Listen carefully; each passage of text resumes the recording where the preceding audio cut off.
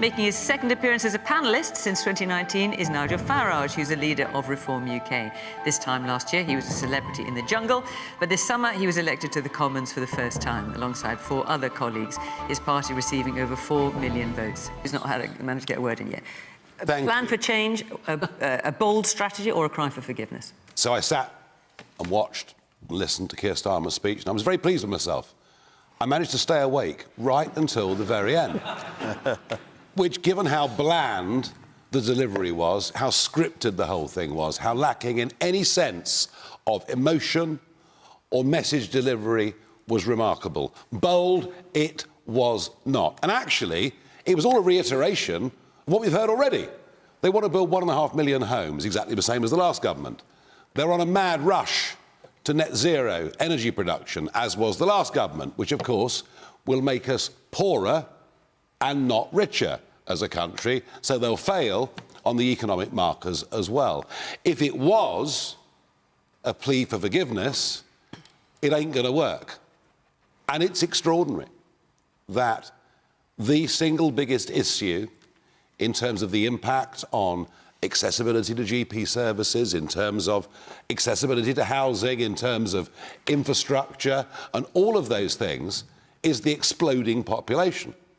And the exploding population is because Alistair Campbell's lot opened the door, and then Kevin's lot accelerated it in a way that had never been seen in the history of these islands. And yet, the 6 milestones doesn't even mention immigration, the boats, or anything. And I actually genuinely think that the milestones will become millstones as they fail on every single one of them. OK. So, just to let you know, Nigel, we are taking a question on immigration a bit further down the programme, so we are going to be looking at that. I'm back to defence again, if I've got... So is that why you hit the pensioners the way you did? Absolutely. You hit the pensioners, you know, and there are millions of pensioners who are going to struggle like crazy over the course of this winter, whilst you've got ballooning budgets, $5 billion a year on asylum, let alone. Surely the targets you've gone for with pensioners and farmers will actually get you, if there is a £22 billion back hole, an absolute tiny amount of that. If you hadn't given massive pay rises to train drivers and public sector workers, those pensioners would still have their fuel allowance. Sure. Jackie, as you know, of 9 billion, and this is in the OBR report on the budget, 9 billion of that 22 billion, supposedly 22 billion, was because of the payments to public sector workers. What Alistair wouldn't have done when they were in office, they would not have settled those pay claims at face value without any quid pro quo, any strings attached. They'd have wanted productivity improvements, which they could have paid for the pay rises themselves. It's a contrived figure. Everybody knows it's a nonsensical figure. And in terms of this point about broken Britain, you remember 2 years ago, we went through a very difficult time. Inflation running at 11%, the economy looked forecast to go into recession. We handed over inflation running at 2%. This economy was growing the fastest in the G7 in the first 2 quarters of this year. All those things have been reversed. Inflation is going to go up. Interest rates won't drop so quickly because of the budget. Huge mistakes across the piece. Rachel Reeves needs to look at what she's done and reverse what she's done, because this will last for years in terms of a problem. But Jackie's made the point that Kemi Badenoch hasn't given a clear counter-strategy. I just want to make one final point that I was disappointed. And Nigel says that immigration is the big bursting issue. I was disappointed Keir didn't mention Brexit, because I think Brexit has done so much damage to this country. Well, I'm sorry, Nigel. I'm sorry.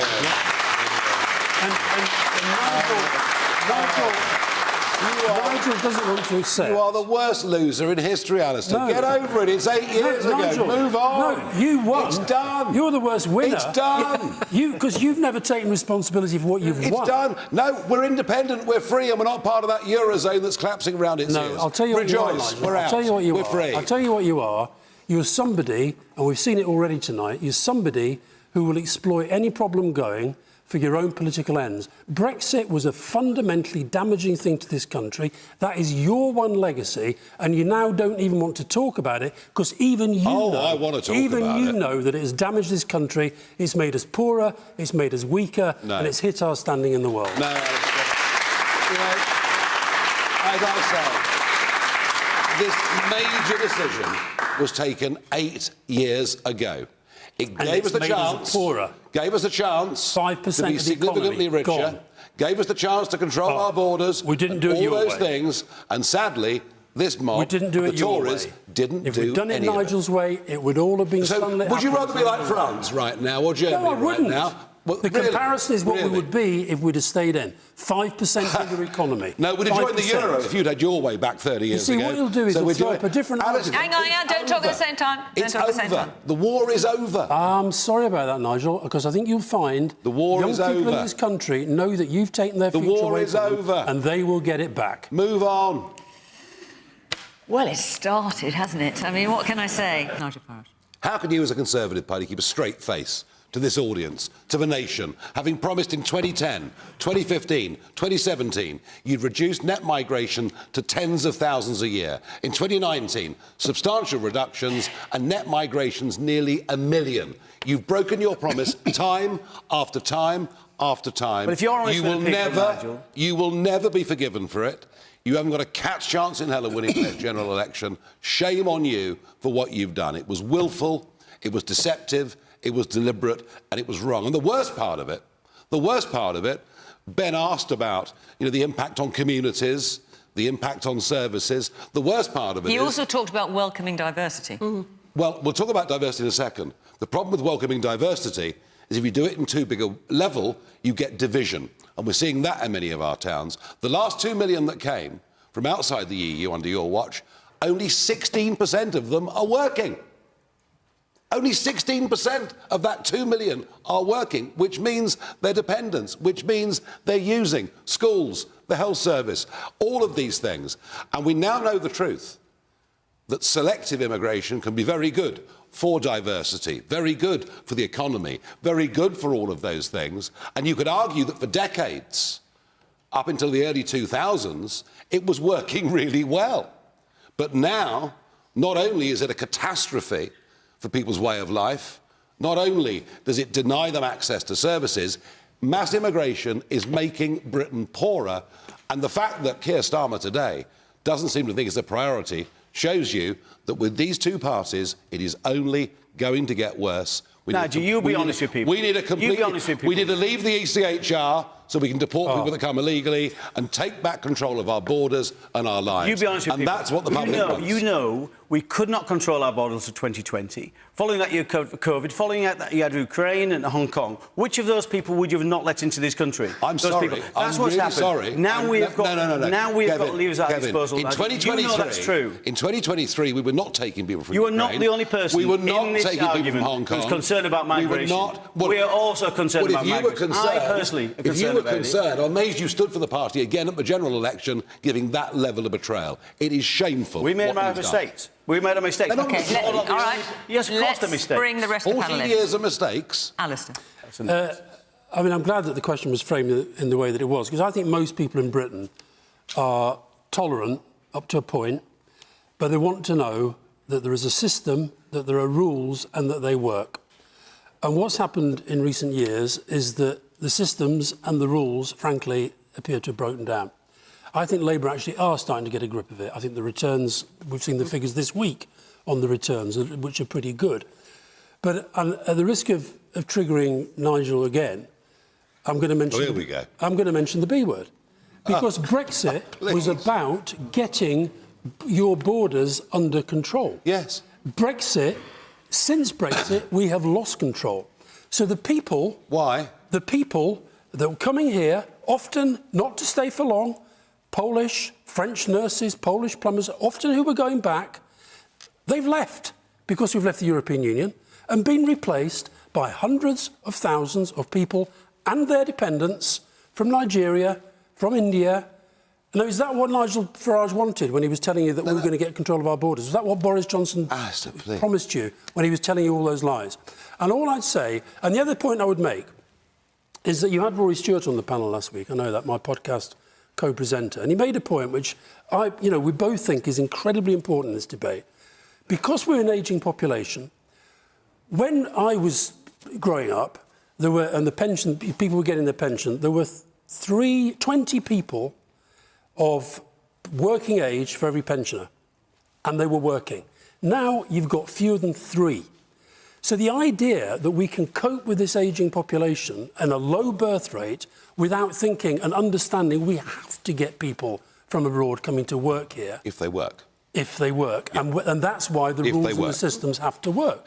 So you've got to fix the rules, you've got to fix the systems, but for heaven's sake, if we follow this sort of demonising immigrants rhetoric of Trump and Farage and these guys, we'll actually put people off even wanting to come here to work. They are in so let's be open and honest about the need for migration, let's get the rules and systems in place and let's make them work, and let's stop demonising anybody who is not what we consider to be British.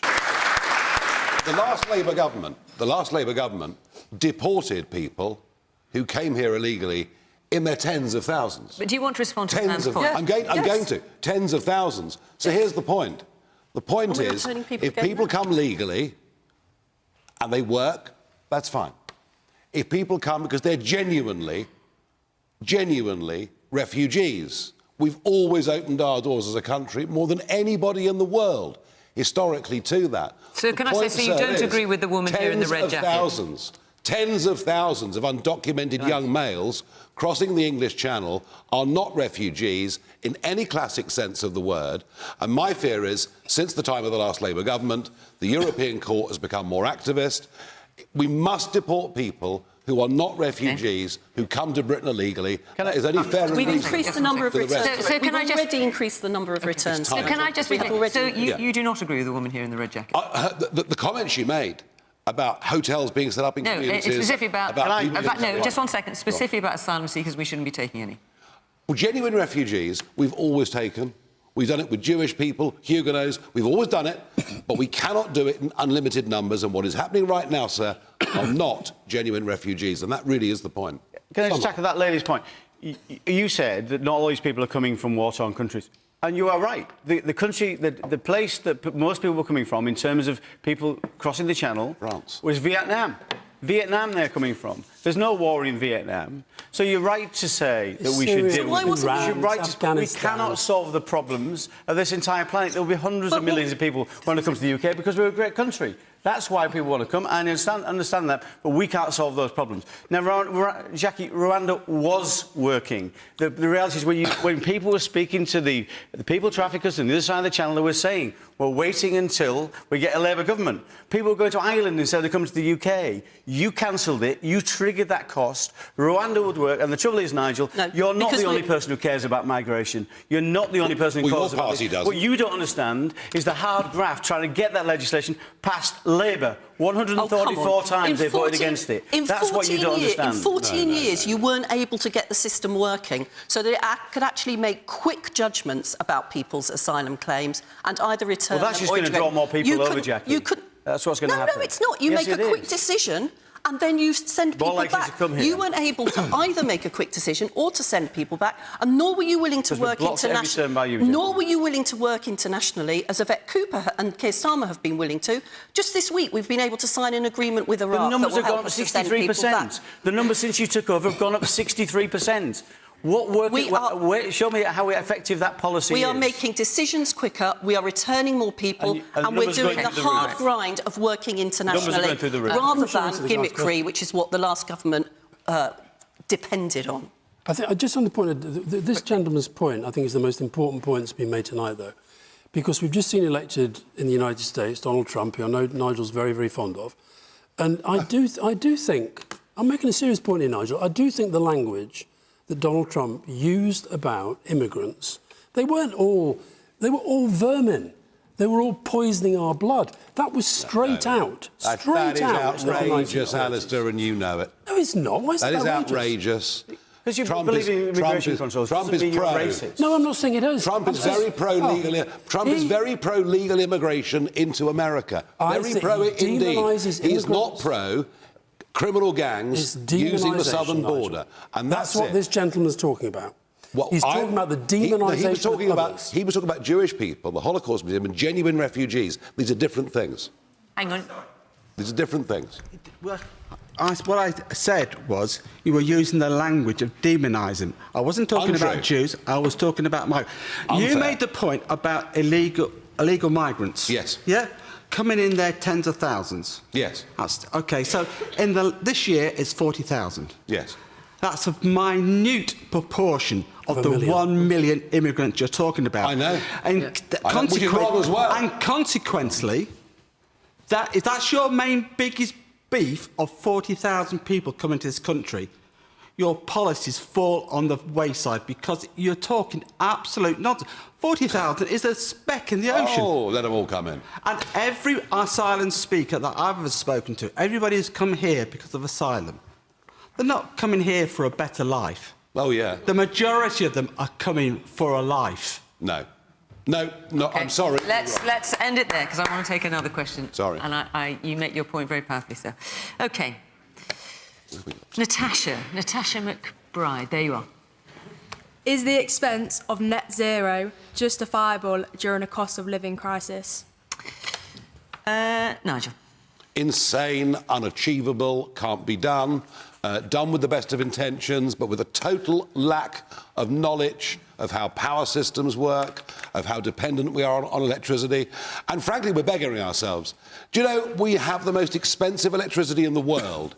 Is it any wonder that our steelworks are closing? Is it any wonder that our biggest refinery is about to close in Scotland? Is it any wonder both aluminium smelters are gone? Our chemicals are going. We are closing down. There is an industrial manufacturing, literally, catastrophe going on because of our net zero policies. All you individually, your households for the last 20 years have been paying 15 to 20% more on your electricity bills to subsidise foreign companies building great big wind farms in the North Sea. Do we want good energy? Do we want good, clean energy? Do we care about the environment? Yes, yes and yes to all of those things. So what's your policy? What is Reform's policy? Well, there is no question that governments have ducked nuclear. But what's your policy? Well, we should have done what Alistair should have done when he was there, which is to renew Britain's nuclear energy, which produces zero carbon energy 24/7. It's not intermittent. Labour ducked it. So what would the you do Tories now? ducked it. And now we have the beauty of small modular reactors, not those old monsters we were building in the 50s and 60s. And all I will say is this on wind energy. If it can pay for itself, fine. But what Ed Miliband has done, he's struck 171 deals at high strike prices. Our energy costs will go up over the next few years. We'll be poorer. It's why the milestones that were set this morning won't be reached. And I think net zero is going to be an absolute catastrophe electorally for Labour. So were you in government, which I know is what you want to be, at the moment both Labour and the Conservatives are committed to net zero by 2050. Impossible. So you would ditch that? I would say that if renewable energy is to work, it should not be subsidised by a penny of these people's money. And I would say we need to be self-sufficient. We will be using even the most fanatical of people around the climate accept we'll be using oil and gas still in 2050. Let us produce our own oil, our own gas, make our own steel, produce all of our own goods. If that means our carbon emissions as a country go up, actually, the carbon emissions where it's now being produced in India will go down. Let's have a common sense, grown-up approach to this and stop making people poorer. Simple as that. One of the things that's made people poorer over the last few years, Nigel, was the last government's failure to grip the way in which people's energy prices were going up. And one of the reasons that they were going up was because of our dependence on fossil fuels and our dependence on imported gas, which when there is the type of global instability that we've seen in Ukraine, increases in price and costs everybody in this room. People will be better off in two ways if we can transfer to more sustainable energy. One, because we will reduce the damage that we are doing to the climate, and I don't think that that's an inconsiderable issue to be concerned about. And secondly, because we will develop our own secure energy sources. And yes, nuclear is one of them. But so is onshore wind, so is offshore wind, so is solar. And without the planning reforms and the stability and the certainty that this government is putting into the market, we won't see that develop in the way that's going to protect not only our climate, but also people's pockets and their fuel bills. Do you think they'll do nuclear? Yes. You do? You genuinely do? You really think? Because I hear all the talk about it, but will they actually commit to some of these small modular reactors? If they do, I'll praise them to the heavens, I promise you. Will they? We are going to. I think we are going to have oil and gas for a bit. I think we will have a combination. And coal. We will have a combination and coal, of renewables for a bit. We will have a combination of nuclear and renewables. And renewables, because of the growth in them, are getting cheaper. So I think it's not as desperate. But Natasha's question, Natasha was very, very relevant. Her comment was very relevant. The world this year will burn 8 billion tonnes of coal. Coal consumption is going up in India, in China, in Malaysia. And it'll probably go back to America again. Doesn't even scratch the surface of a CO2 problem. OK, let me get to our final question. We are going to. I think we are going to have oil and gas for a bit. I think we will have a combination. And coal. We will have a combination and coal, of renewables for a bit. We will have a combination of nuclear and renewables. And renewables, because of the growth in them, are getting cheaper. So I think it's not as desperate. But Natasha's question, Natasha was very, very relevant. Her comment was very relevant. The world this year will burn 8 billion tonnes of coal. Coal consumption is going up in India, in China, in Malaysia. And it'll probably go back to America again. Doesn't even scratch the surface of a CO2 problem. OK, let me get to our final question. Nigel Farage. We should treat Trump politely. That's really the answer to the question. A bit less abuse, a bit more understanding he's won a big victory, a bit more comprehension that he's a genuine friend of ours. You know, he really does adore this country. We've got a great chance here. We can negotiate not just to avoid tariffs. We can also have a genuine trade deal on the sectors that suit us with America. And that's why I've said, as a friend of his, if I can be a bridge to help this government with America, I will. Because without America, we are defenceless. And what about Elon Musk? Well, and the closeness that Alice described, the potential, the conflict of interest. Yeah, he's very interested in British politics. Why is he so interested? The reason he trolls Keir Starmer is because Elon believes in free speech, and Keir Starmer locks people up who say nasty things on Facebook. So that's